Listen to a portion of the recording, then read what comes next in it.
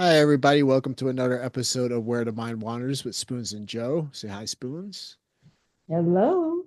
And you can catch us on YouTube where we premiere at 3:30 Eastern Standard Time every Monday. And today we're going to continue from last week's episode on books that have inspired us, for lack of a better term. And I'm going to pass it over to Spoons because she has a really good book and she was sharing some of the quotes with me and some of the ideas in it. And it really resonates with me. So the floor is all yours, Spoons. Okay. So I actually came across this book last summer. It was at the recommendation of one of my passengers that I just randomly picked up. She was somebody that wanted to talk books, and she's like, "What kind of books are you reading?" And I kind of told her, and she said, "Oh, you need to read Anam, Cara." And I was like, "Say what? What is that?" And so it's a book uh, of Celtic wisdom. And so Anam Cara is Gaelic for soul friend. And it's kind of an interesting collection of things. So it's divided up into six different parts. And it's a mix of like spiritual, philosophical, and poetry. It's a really beautiful book. And the way I sort of have been reading is just kind of going through and looking at the little titles and seeing which one sort of stands out to me. And just, you don't have to read it in any sort of order. There's tons of little sections in it. So, yeah, it's just a really cool book. And I had never heard of it before that. So, I always kind of recommend it. I still haven't read the entire thing because to me, it's the way some of it's written is so beautiful and intense to me that it makes me cry. So I don't get to read tons of it. But one of the ones that I was looking into recently, it's a section called There Is No Spiritual Program. And this was basically because the religious question that I've had the problem with the last few weeks. I I was drawn to kind of read that passage, and it had this, it talks about so many different things, but it talks about how a lot of the religions and spiritual programs are kind of set up to have you fight against your nature, and how it kind of actually ends up pulling you further away from that internal world, which is where the internal is. And the particular quote that stood out, and I've been saying a lot, is basically the idea is there is no spiritual journey. Um, and if there was a spiritual journey, he says it would be a quarter of an inch long, though many miles deep. And it would basically swerve you into the deeper nature of your presence. So that just really sort of resonated with me, and I'm like, yeah, so it's not really a the religious question that I was having, it's not really a thing that I have to figure out. It's about that internal connection. And when you get to the basics of the religion I was raised in, they're always saying God lives in your heart, so why wouldn't that sort of correlate and get you to that basic knowledge that you're supposed to connect within? That it's not this external stuff that um, kind of becomes a distraction. It's good, but it kind of can become a distraction at a point. Yes. So, Yeah. Yeah. I mean, when you're seeking like spiritual stuff outside yourself, it means there's like this spark within you that, okay, that's starting to ignite. And you start looking out, you start reading everything and depending on what resonates with you. Like with me, like I never grew up in a religion, so when that first started happening to me, and I started like questioning what is this life all about, and I know there's more to what I see with my eyes. Like um, at first, it led me into like all kinds of weird stuff, but at first, I started looking into what you would call occultism. Um, because they promise you, oh, the secret mystery of what's occulted, what is okatare, what's hidden. So I'm like, Mm-hmm. oh, I wonder what's hidden. And so I spent years doing that, reading all that kind of stuff. Like you name it, I probably have read it and researched it, and I'm always somebody who, if I can't use it, it's really no good to me. So Mm-hmm. I would always more resonate with what I can use, and there's plenty of it in occultism that you can use. All kinds of stuff to different meditations and breathing exercises and manifestation magic, all that kind of deal. So I experimented to see what worked and what didn't. Um, um, I read everything. I'm like, all right, well, this is like interesting, but this is very dry, and I don't know how to use this. And so when I would discover things that could be used, I experimented and saw there's something there. Yes, but um, it became very obvious pretty quickly that this stuff wasn't making me happy. Like, like, why am I doing this? This is not making me like happy. Like, um, and for I was just seeking basically what's classified as the occult out there is just like metaphysics. There's certain structural things that are beyond like what we consider normal. It becomes very paranormal, and then it's like it has this ooh ah factor at first, but then you're like, all right, um, so and Mm-hmm. it becomes like normal. I remember when I went through the phase where synchronicities would happen, and then it was at first it's like ooh ah, and then it's like synchronicities are just part of reality. Okay, like so and then like it never made me happy, and it was only after that experience where got a glimpse of what the occult perverted.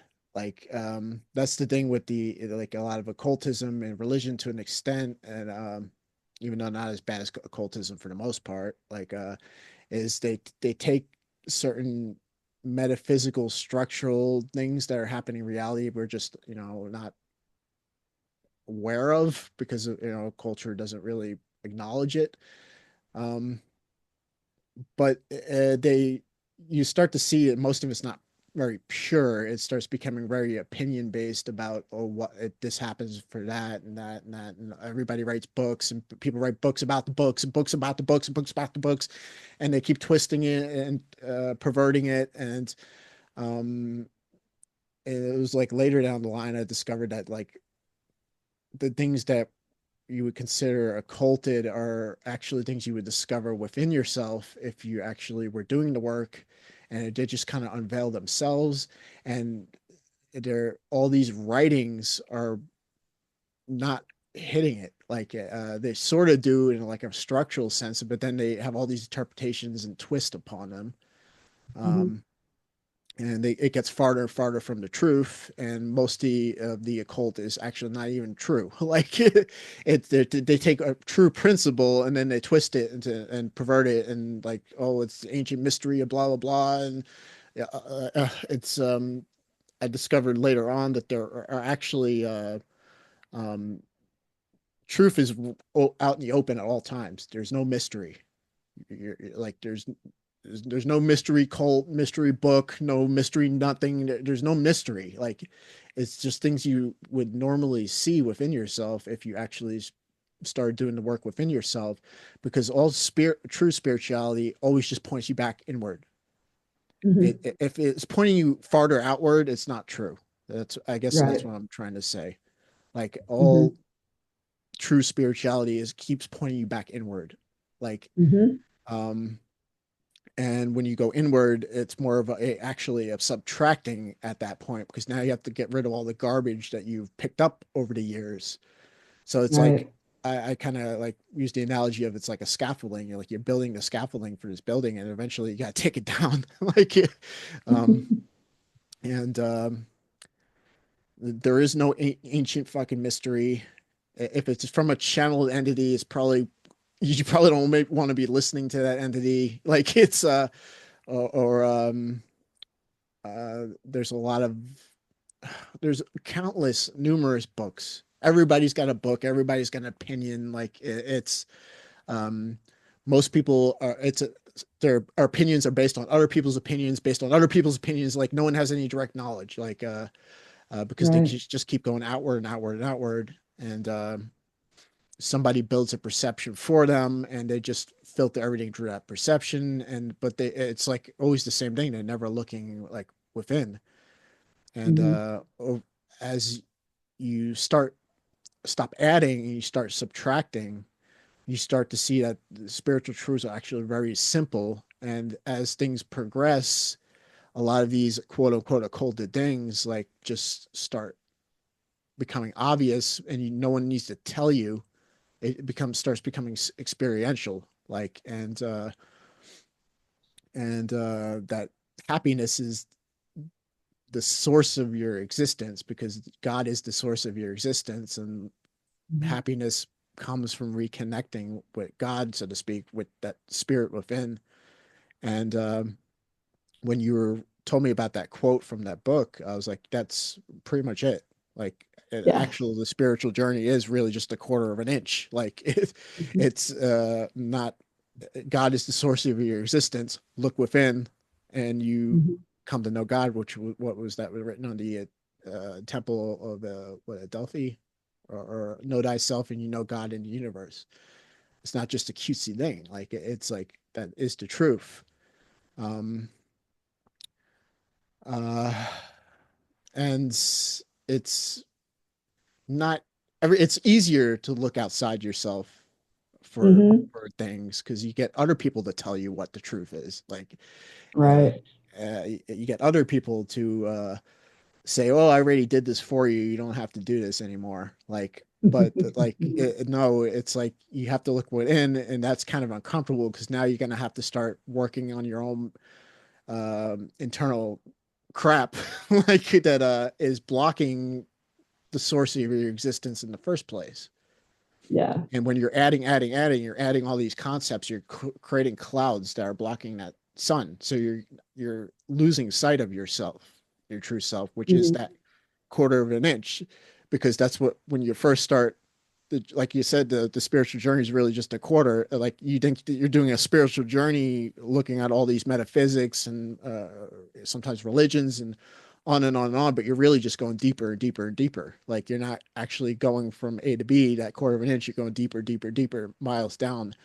And it's been in my experience, not for everybody, but to an extent, I guess everybody is that you really the farther you go outside yourself, the more you dig, the more stuff you acquire, the farther in hell you go, so to speak. Hmm. Or and some people just double down. They just keep going deeper, deeper, deeper, deeper, deeper. But eventually, you're gonna have to say, okay, I think I went deep enough. Maybe I should go back to the surface, like, and Right. actually cross that quarter of an inch, like, which I get is not easy. It's very uncomfortable to deal with your own stuff that you've built up over probably eons of lifetimes, not to mention just this lifetime. And Right. it's not comfortable. I fully recognize that, and it's a lot more fun to just keep going down, down, down, down, down, and the next thing you know, you're in a place you don't want to be. Um, and so that's all this looking into like metaphysics and occultism and all those kind of things really just get you deeper in the hole. Like And a lot of people are not ready to hear that yet. And I've come to the conclusion that I think everybody needs to burn their hand on the metaphorical stove. Everybody has to hit some sort of rock bottom before they give up and say maybe there's another way. Um, Yeah. I certainly had to do that a few times, and especially if you made stuff around your identity, like it Mhm. really is harder. The more you go down the rabbit hole, the more deeper into that those miles you go. Like it really, the harder it is to come back out. Um, but at some point, we all like hit that point, and we go through what's been classically called like the dark night of the soul, so to speak. And we're like, do we Mhm. want to keep going deeper, or do we want to go back to the surface? Like and then that becomes a subtracting um, Yeah. process, not an addition. Like when you start looking within and applying what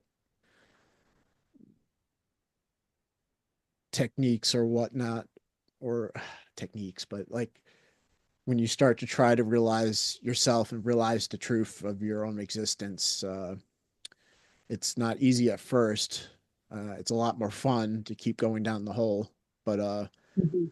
it's a lot more rewarding as things start to go than when you were adding it on. Because when you're adding it on, it was more egoic. Uh, but when you start subtracting, you start seeing what was under the ego the whole time, and which was the source of your happiness in the first place, and that's been classically called God or divinity or whatnot. And it's well worth it. Um, but I don't think I think everybody needs to get there on their own time, and it's been classically said that everybody has to hit some sort of rock bottom, some sort of dark night of the soul before they give up, because the ego really likes to clutch things. And Oh yeah. yeah, so yeah, a lot of the things I guess you could say everything is the spiritual journey, life is the spiritual journey, so to speak. But the actual, like what he was alluding to in the quote, my opinion is, it's when you finally say, okay, I don't want to go miles deep anymore, let's just cross that quarter of an inch. Like uh it might not be as glamorous, like at least at first, but it's a lot more rewarding, and it will actually make you happy, um and you see a lot of the other stuff you're doing in the past, um though good intentioned, like it was not it. Yeah. Yeah, I don't know. There's definitely, I don't know, 2021, 2022, somewhere around there was when I was really in that place of subtraction. And a lot of it was about, um, religion and my medical career and what all that stuff meant, and trying to separate what of that is your identity, what of that is valid. And just, I don't know, you get in, I feel like when you're in that really big place of subtraction, it's literally you're taking everything and either treasuring it as something foundational and special that you need to keep, and burning the rest of it, Hmm. which I feel like is a necessary thing when you're trying to unravel from identities, which is a lot of what the dark night of the soul seems to be to me. Hmm. Um, but since then I've had other things that came into my life, so there were additions after that. There's been a lot of additions after that, and with that I feel like there's always this time of sort of reevaluation. So it's like I don't have to go into this big subtraction thing like I did previously, but I still have to kind of do like an audit and say, okay, am I getting, is this about my ego, or is this like an actual tool that I should be using? Um, and why am I using this particular thing? why is this the particular one I'm so focused on in this particular moment? And then, you get some interesting responses with that sometimes, some unexpected. And I guess that it kind of goes more into what he talks about later in that section about familiarity. Um, Basically, he's talking about the familiar, which is, whatever we've wrapped ourselves up in an identity. Um, because it's so familiar to us, it's actually an unknown because we stop seeing the magic and the wonder. Like when you get more familiar with a person, you stop seeing them as a complete um, unknown or a and you start to like form, well, this is who they are and this is how I know them. And I don't know, I feel like we do that with so much of our life. We make things familiar to comfort ourselves, Mm. and we lose a piece of what it actually is to us. So I don't know, it feels like we should just always be trying not to stay in too comfortable of a spot. Mm. Yeah, that goes um, to the I don't mean to cut you off there, but like the old every method is a trap thing. mhm, So there's truth in that to a large degree. Um, I know to me it seems to be kind of parroted though, but there is truth to it. It's like the idea of a concept is not technically nothing is as it's described, like because you words cannot describe reality for what it truly is. What it does is it narrows down everything it's not. Like for instance, when you have a concept of a tree, depending on your context of trees, your knowledge of trees, blah blah blah. Like it's narrowing down everything in the universe that's not a tree. like, mhm, and that's what the concept is. You say the concept of tree is a tree, but technically it's everything that's not a tree. It just cut off everything that's not a tree from the all of consciousness. Like, and that's a tree. But you might have a more understanding of trees, and this could be a tree, and blah blah blah, and you have a bigger concept. But you only go as far as the bubble of that concept is, but you're still always cut off from the rest of the universe. So like every method, so to say, can get you farther. There is certain knowledge and techniques or whatever, or methods, whatever, that will get you farther than you were before, but then it eventually hits its limitation because by its definition, it's cut off everything that's not that. And mhm. then you're also at the mercy of whatever context you get, and especially if you get it from other people, you're at the mercy of their perception and context, which is very often can be kind of narrow. Um, and so there's times you're going to draw to you what you are inside, but it could be very unconscious to you what's going on inside of you, why certain things are drawn to you. Mhm. But when you start asking certain questions, you call them the right questions, or to the universe, so to speak, as the Christian Christ would say, "Knock and you shall be given," or so, to paraphrase. Um, Certain things will be attracted to you, and you can learn a lot from it. But eventually, it's like, it's the scaffolding again. You got to like it got you farther to the next point, but now it's time to let that go. Mhm. Because that, like I was describing, nothing is as it can be described. Um, and so there's no words that are going to help you, no concepts that are going to help you. It becomes experience. You got to learn to experience it yourself, and with no help but your own soul and God, so to speak. Other Yeah. people can help you as you're adding on, but eventually it becomes its own limitation because it's a concept. So you don't see outside the box at that content at that box, and Yeah. So there's always going to be times to add, um, but you just gotta learn, okay, am I becoming too comfortable here? Am I stagnating here? I guess is what I'm Hmm. trying to say. Am I stagnating? Is this method becoming a trap? Am I stagnating? And you got to be Yeah. honest about that. And it's like, okay, it's okay to like, there's a lot of people I've learned from where I'm like, all right, they took me as far as I can go, and I'm grateful they did. And I'm building a higher context as time progresses, but now it's time to let that go and actually look Yeah. within, so I'm not limited by a description, a concept, an idea, like, which is all limiting every, like a bubble, and there's that whole ocean outside. Like, it's time to let go of that bubble and explore the ocean a little. Yeah. Yeah. I don't know. It's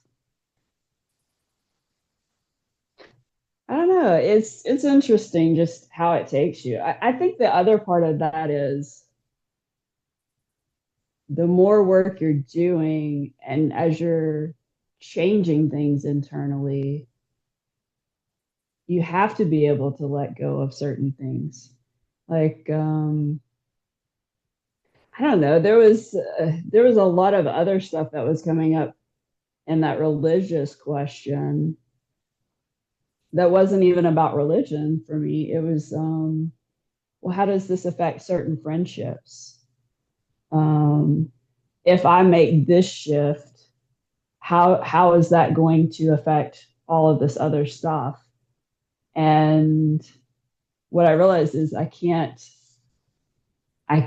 factor those in at this point. Mm, Which sounds kind of shitty actually, to a degree, but it's like I feel like that's where false things kind of creep into your life when you refuse to like make the move because it's going to make something else in your life more complicated, yeah. or may not make something else in your life more complicated. um,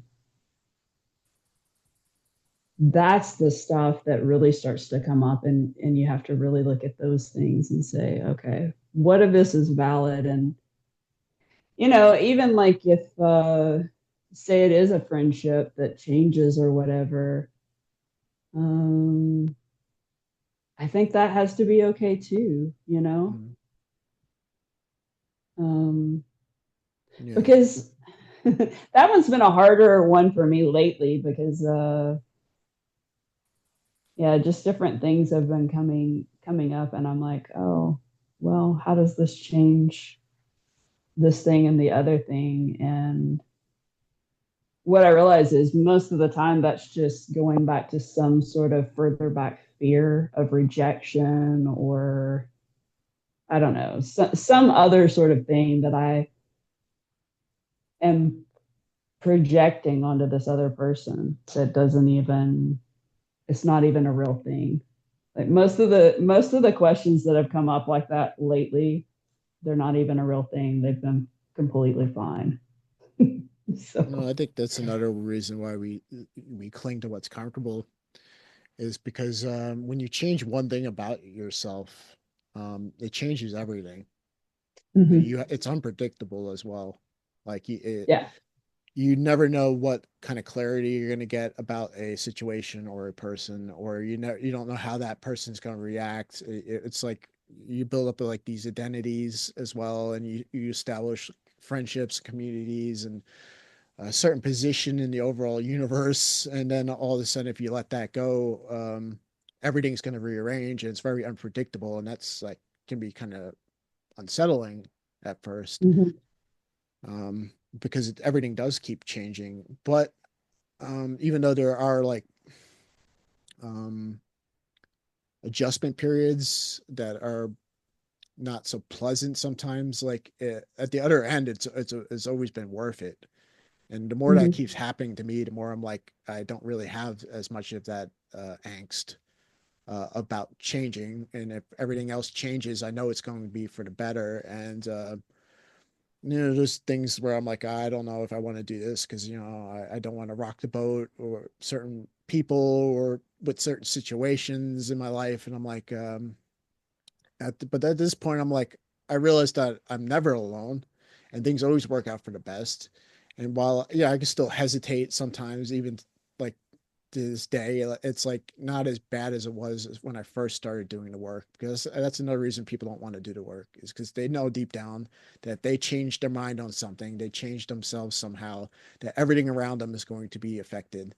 But the thing is like the right people stay and the wrong people go, and the right situations establish equilibrium in your life, and the situations that weren't serving you just disappear, and you find yourself reborn into like almost like a Hmm. new universe sometimes, but it's always for the best, but it's very scary at first. It's easier to just keep doubling down and adding on and adding on and on. It's easier to do that because you'll just keep arranging things as they are right now. Um, Hmm.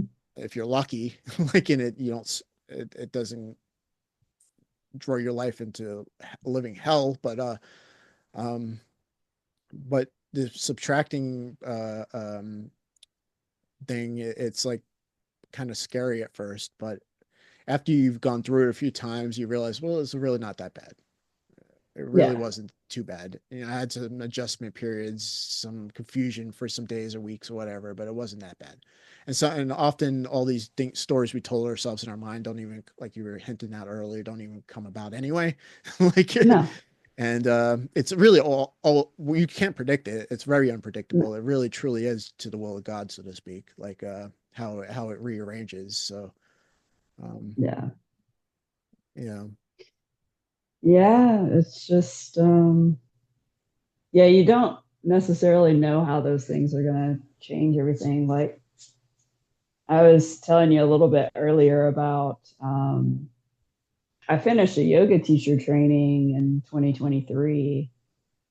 And within 6 months, like everything that I had planned going into that completely fell apart. It had nothing to do with the yoga teacher training. It's just like diving into yourself in a different way. And it brought up all of these other things that needed to be dealt with. And I don't know if I had known how much that was going to blow up my life, I don't know if I would have stepped into it if I had had that preview. Um, but it made my life better because it finally got me within 6 months of that I had quit my job, which was a main source of misery for me at that point. And there, I don't know, there's a lot of things that I maybe could have tried to attempt to fix it and keep doubling down to keep that job and keep that secure line of income. And it was just to a point I couldn't anymore.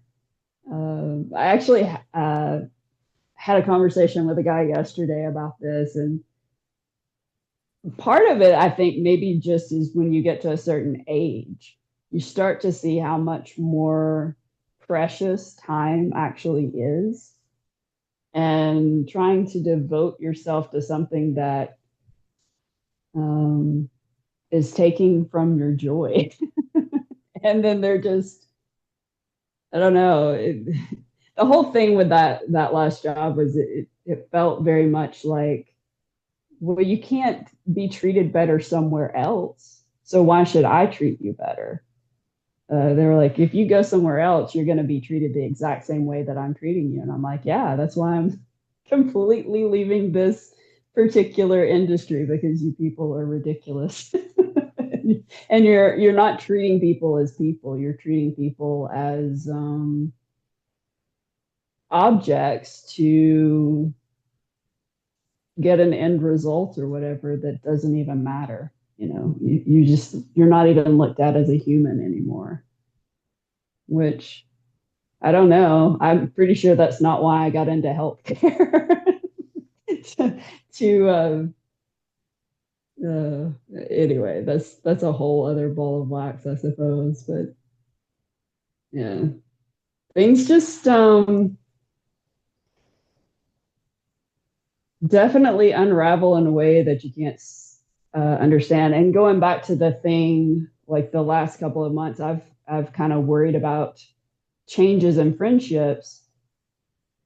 At the same time, in the last month, I've had four old connections come back randomly.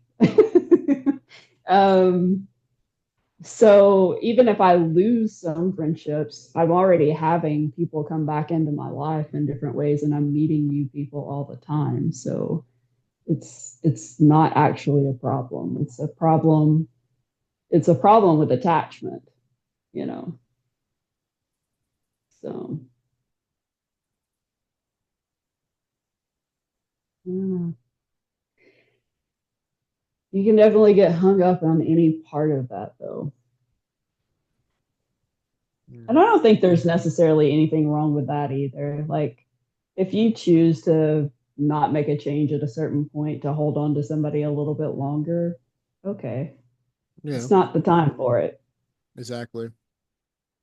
Um, yeah, that's kind of what, at first, telling people um, certain things. I was like, even though it could have been a good intention, I realized everybody is where they are, and everybody is.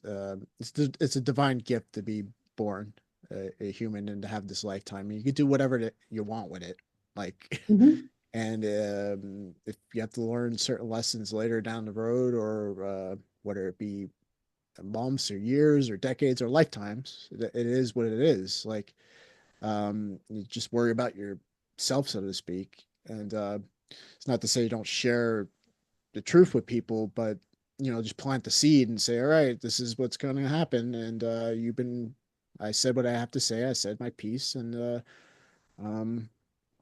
and just let it go from there. Like it's like at this point, I was like, I really don't care what other people are doing. Like I don't care. Like, um, Yeah, and I realized looking at my own path, the things I had to learn the hard way. We all seem to have to learn the hard way. Like, maybe there's absolutely. some people out there that are not that stubborn, but myself included, and everybody I've ever come across, everybody seems to have to learn the hard way. So it's like, maybe that's part of the gift of life as well. You're supposed to stumble and whatnot, or you're supposed to do Oh it till you're done, so to speak. yeah. Mm-hmm. Um, and yeah, the thing is, even when you hit, like, if you're going down the rabbit hole, so to speak, and you hit that point where you're like, it's almost like a rock bottom, then it's like it causes you to spark that question that attracts the right thing to you, though. Um, and you really should always look within. A lot of things happen unconsciously. That's the thing about getting to know yourself, is because a lot of things are going on unconsciously, as Carl Jung famously put it. Like, until you shine the light on the unconscious, it will manifest in your life, and you'll call it fate, or I paraphrase. I don't know exactly how you put it, but um, basically, you're being run like a puppet from the unconscious, and until you shine light on what those things are, you're attracting all kinds of weird stuff to yourself. Like, and Mm-hmm. it's like it really is those rock bottom moments where you cry out to God, so to speak, not necessarily in words, but like, Drew, just intention, like,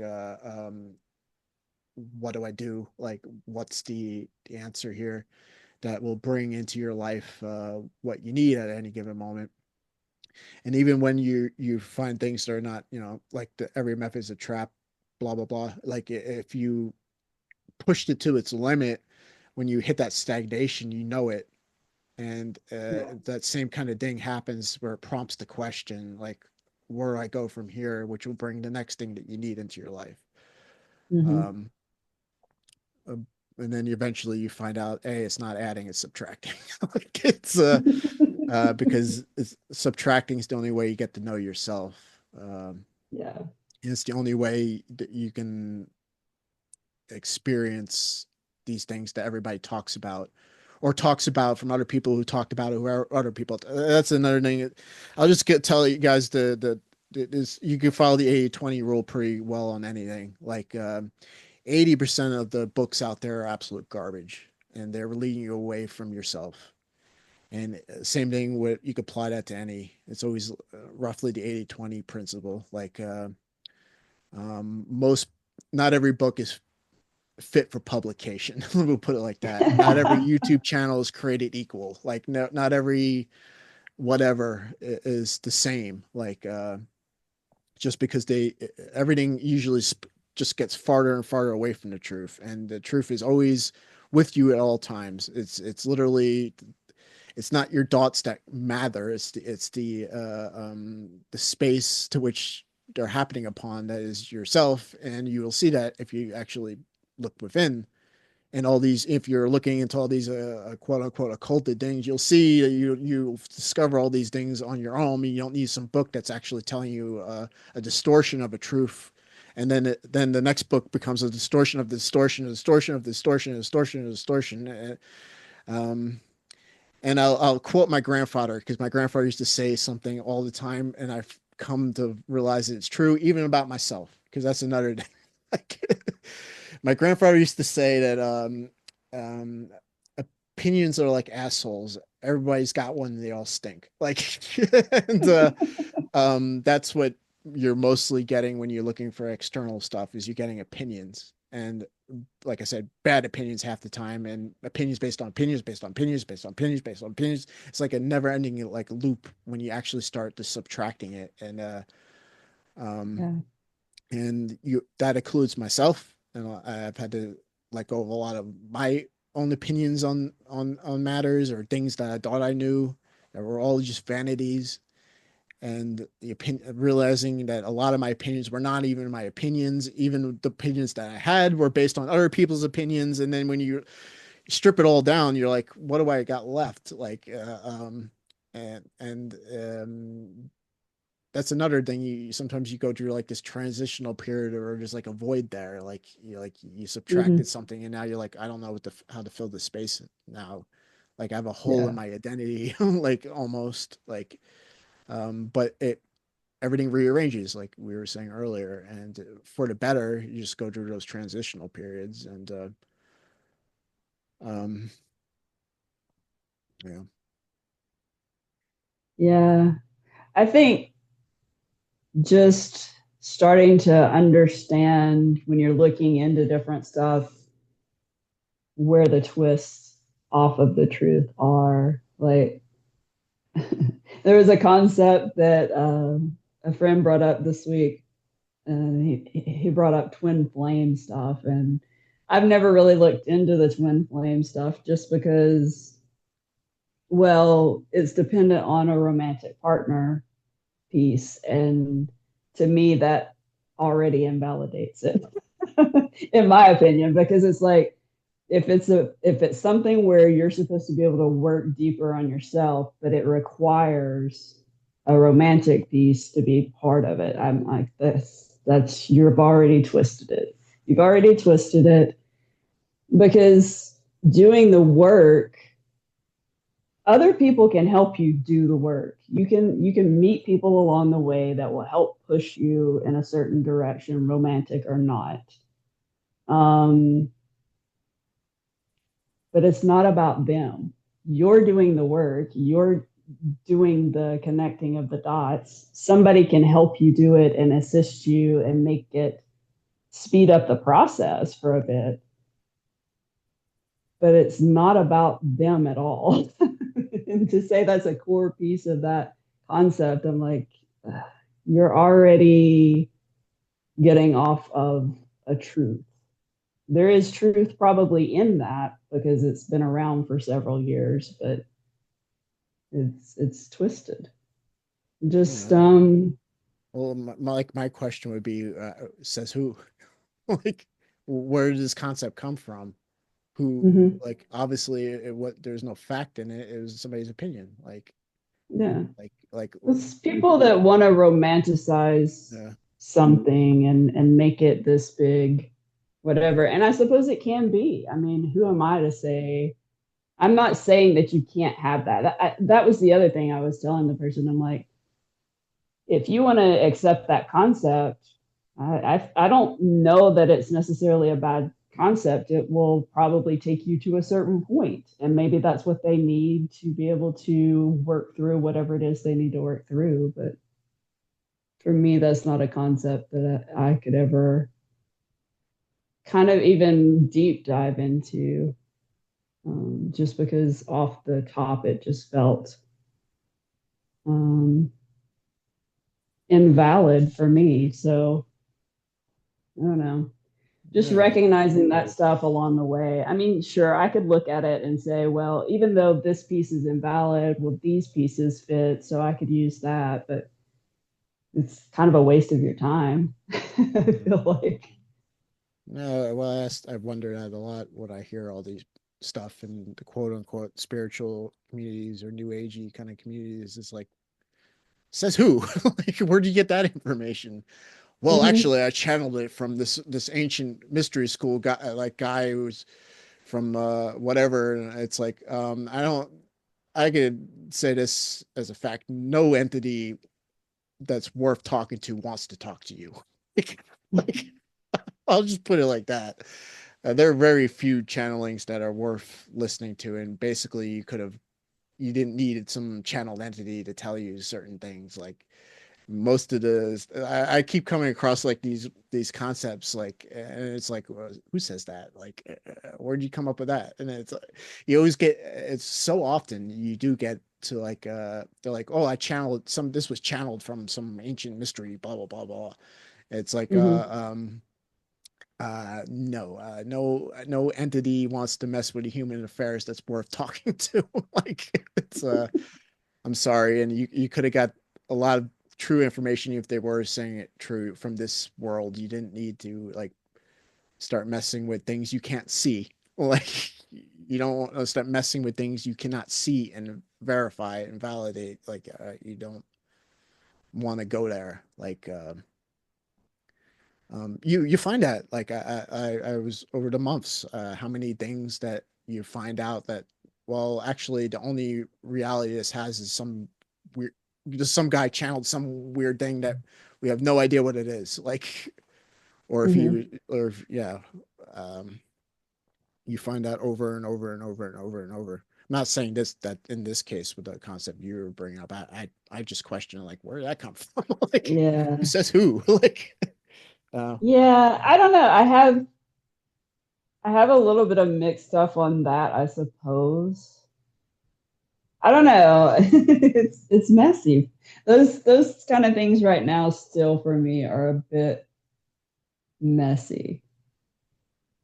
So I don't know what my opinion really is on the channeled stuff. Because one of the things that I used at one point to kind of help me figure out who the heck I was, because that's what it comes down to. Like you're just for me, I was in this place where I was lost, and I'm like, I don't even know how the hell I got here. But I used human design, which is based on a um, channeled thing, which is like this. It's a combination of like astrology, Kabbalah, I Ching, a couple of other things, I think. And the way they kind of use the system to sort of break you apart in different ways and show you like your personality versus your design stuff. At that particular time, I actually really needed something like that. And I suppose it's not too different from, in a sense, the Myers Briggs stuff. Um, just sort of helping you get familiar with whatever these patterns are within yourself. And I don't know, for me, that at that particular point, it was really important to find a way into myself because I was such a stranger at that point. So I did use that particular thing, which is a channeled work. But I'm not as drawn to it these days. I still think like if there's people out there that are needing a way to kind of connect to themselves, I think it's a good tool still. But there's a lot of controversy anyway in that community. I feel I never really connected so much with that particular community because a lot of them did kind of take it as, well, he's the person that channeled this whatever when he was still alive, and his word is like whatever, and it was almost like it almost felt like a little bit culty or a little bit worshipy of this dude, and Oh, it's that's yeah. um so there's like that part of the trap in that. But like I said, I got a lot out of it at that time when I was using it. But once you kind of get those pathways going where you understand how to go within and connect with yourself again, then you don't necessarily need that tool anymore. Mm. Well, the Um, thing with channeling is, like I said, it's coming out of a certain energy, and when you're messing with entities that are beyond form, and you're stuck in your ego as a human, and especially when you're narrow focused in on that, is you don't see all the things that are going on that are beyond your mind's ability to understand, because you're dealing with things that are a lot more advanced, intelligence wise than you are, like mhm. um, so they can easily glamorize you like, and it's coming out of a certain energy that's attracting certain energies. I'm not saying that this particular one, there are channel works that are not negative. It's just it's beyond the 80/20. It's like it's like almost the overwhelming Yeah. majority of them are not coming out of a good space. But Well, what I will say about this particular channeled work, he wasn't seeking it. mm, According to him, it's like this thing that happened to him and ruined his life, is how he would describe it, basically, from different things that I've read. So I don't think he was somebody that was seeking this stuff out by any means, and it just sort of happened, sort of thing. So maybe it is like sort of a legitimate thing.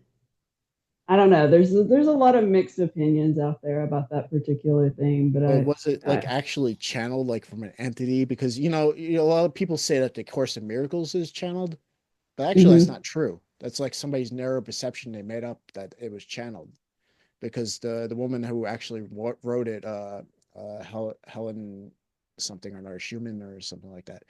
She's got a clip on YouTube, even from an interview she did back in the 60s or 70s, whenever she penned it, and she never said it was channeled.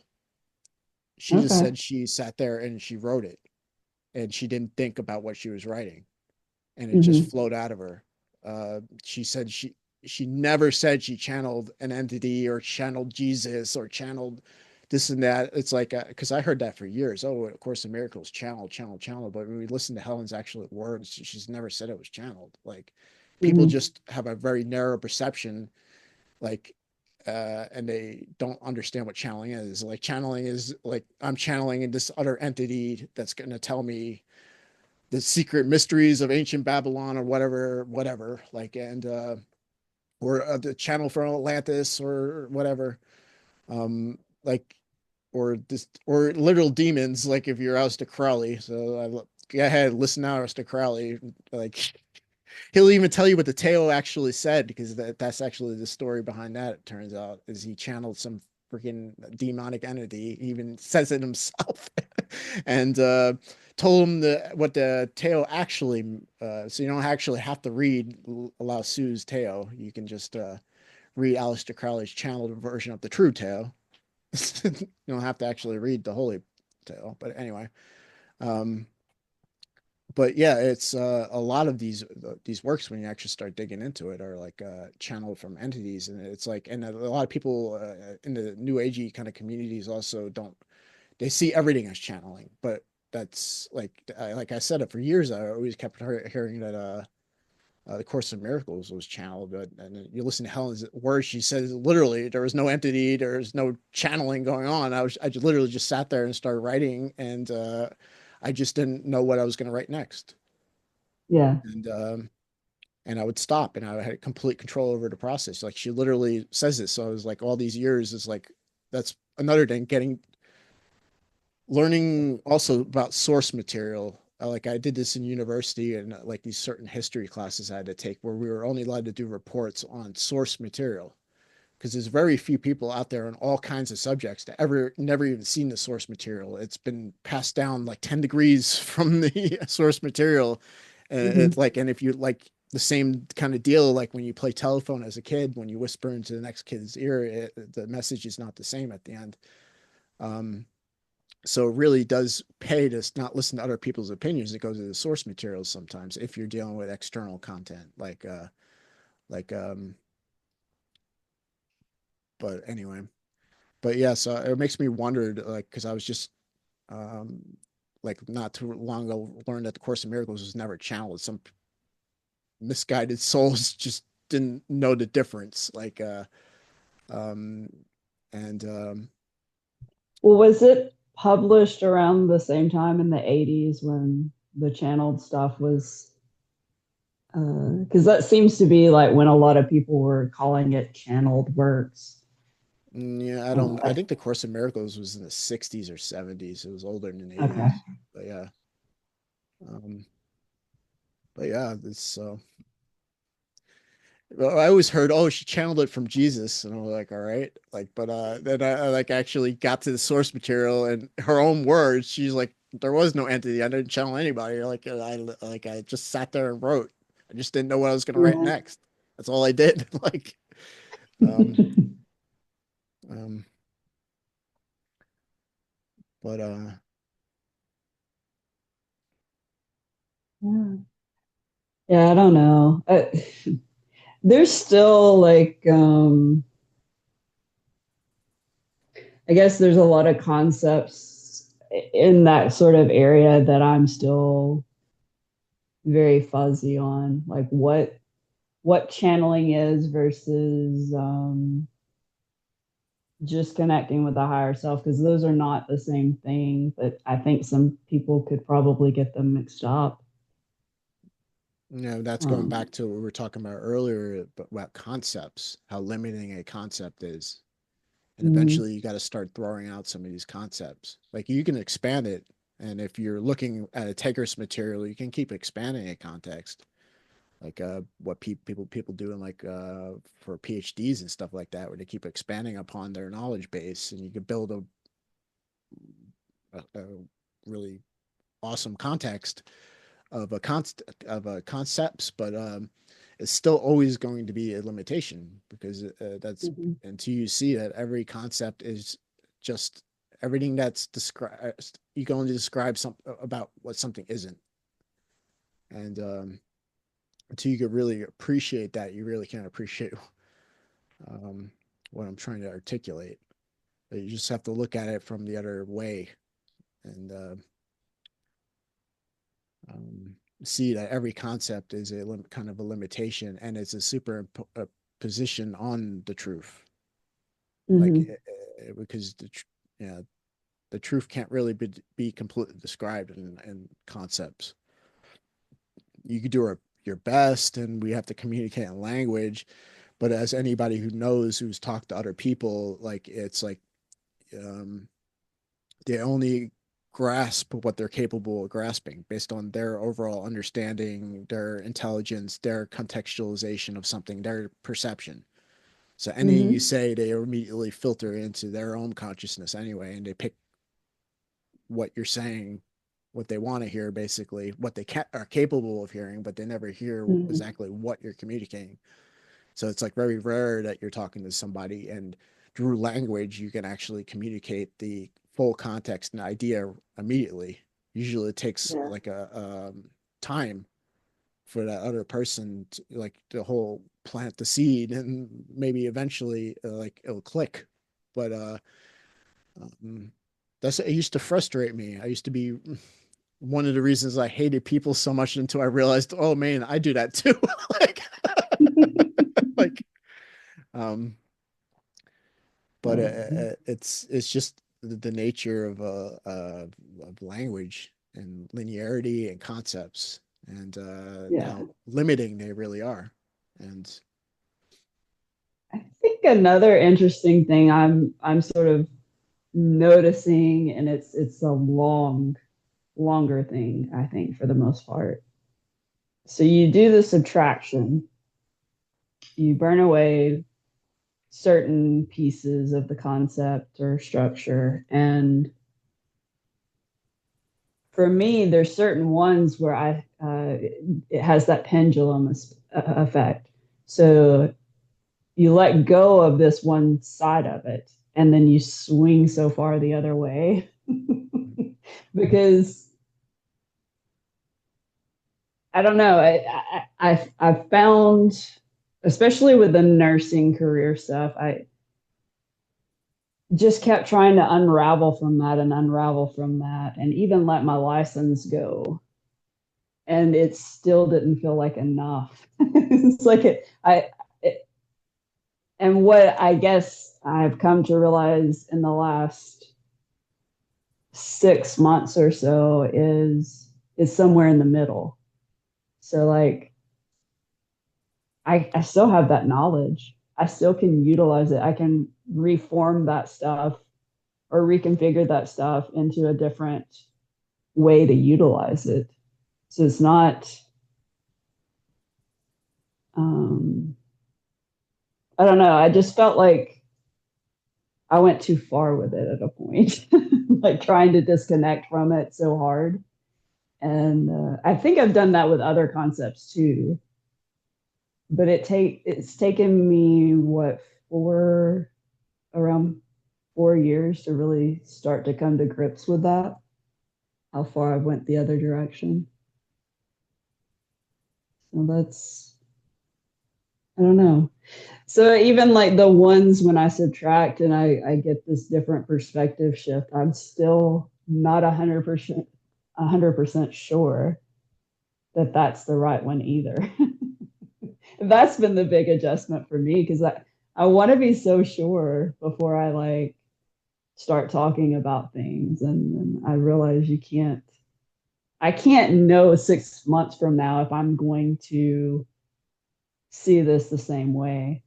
mm, But what I'm telling you right now, I feel is the best truth I know. yeah,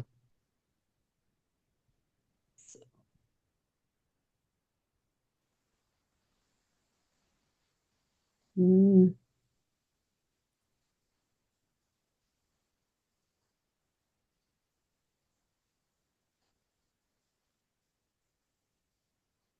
so, yeah, I don't know.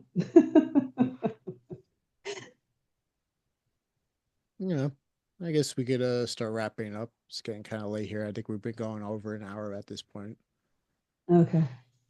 Um, Yeah. I mean, I think that's an okay place to probably end it on because it's a big discussion. yeah, yeah. All right. Well, I hope you guys got your fill today. And if you enjoy our show, you can catch us Monday at 3:30 p.m. Eastern Standard Time on YouTube. We also drop the following day onto our Telegram channel, also entitled "Where the Mind Wanders." Mhm. Um, those are the two platforms you can catch us at right now. And yeah, I guess until next time. Yeah. All right, and take care, everybody.